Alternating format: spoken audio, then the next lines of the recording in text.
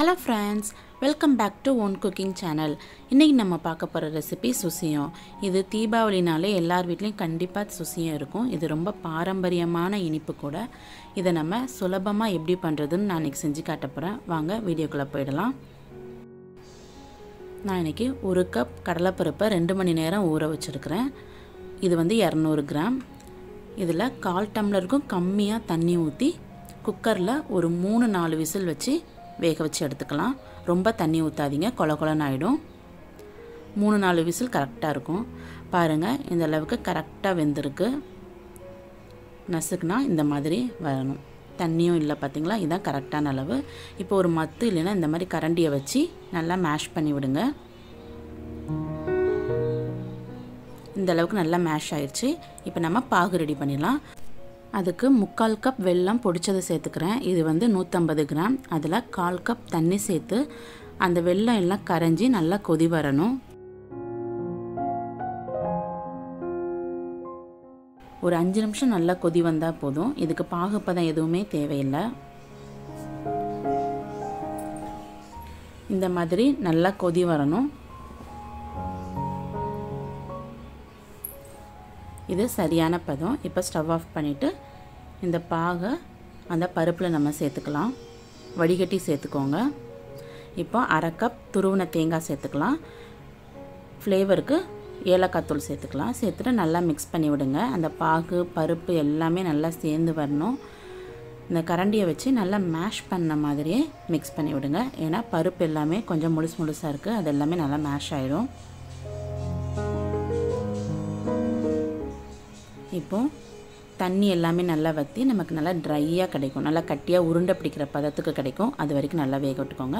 இப்போ இனிப்புங்கிறதுனால ஒரு pinch salt சேர்த்துக்கலாம். பாருங்கள் நல்லா கட்டியாக வந்திருக்கு. இந்த ஸ்டேஜில் 1/2 டீஸ்பூன் நெய் சேர்த்துக்கலாம். சேர்த்துட்டு நல்லா மிக்ஸ் பண்ணி விடுங்க. நல்லா ஒன்று சேர்ந்து திரண்டு வரும். இந்த மாதிரி வந்ததுக்கப்புறம் நமக்கு உள்ளே வைக்கிற பூர்ணம் ரெடி ஆகிட்டு இதை தனியாக ஒரு பவுலில் மாற்றிக்கலாம். இப்போ இதை சின்ன சின்ன உருண்டைகளாக பிடிச்சி வச்சுக்கலாம்.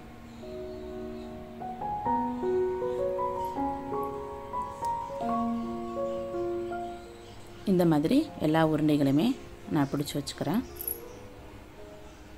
நமக்கு எல்லா உருண்டையும் ரெடி ஆகிட்டு பொரிக்கிறதுக்கு தயாராக இருக்குது. நம்ம இப்போ மேல் மாவு ரெடி பண்ணிடலாம்.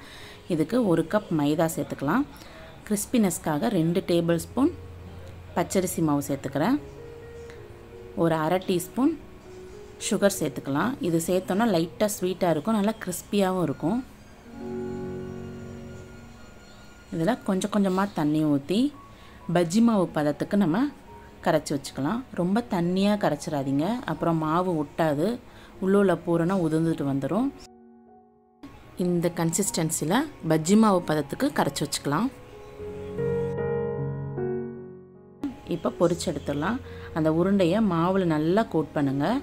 கொஞ்சம் கூட கேப் இருக்கக்கூடாது. இருந்துச்சுன்னா உள்ளுள்ள பூரணம் வெளியே லீக் ஆயிரும், நல்லா இருக்காது.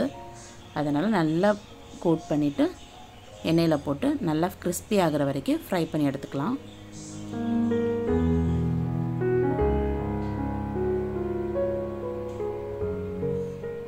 பாருங்கள் நல்லா 2 பக்கமும் நல்லா பொரிஞ்சு சூப்பராக வந்திருக்கு.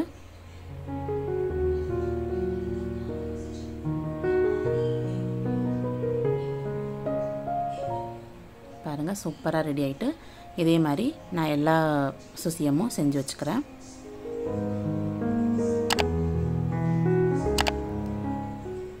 பாருங்கள் எவ்வளோ சூப்பராக ரெடி ஆகிட்டு. ரொம்ப சிம்பிள் தான். இதே மெஷர்மெண்ட்டில் நீங்கள் செஞ்சு பாருங்கள். டேஸ்ட் அட்டகாசமாக இருக்கும். இந்த தீபாவளிக்கு நீங்கள் கண்டிப்பாக இதை ட்ரை பண்ணி பார்த்துட்டு உங்கள் ஃபீட்பேக் எனக்கு மறக்காமல் கமெண்ட் பண்ணுங்கள். சேனல் உங்களுக்கு ரொம்ப பிடிச்சிருந்தா சேனலை சப்ஸ்கிரைப் பண்ணிக்கோங்க. அப்படியே பக்கத்தில் இருக்கிற பெல் பட்டனை கிளிக் பண்ணிக்கோங்க. ஓகே ஃப்ரெண்ட்ஸ், நெக்ஸ்ட் ஒரு இன்ட்ரெஸ்டிங்கான ரெசிபியோட நான் உங்களை மீட் பண்ணுறேன். அது வரைக்கும் பாய்.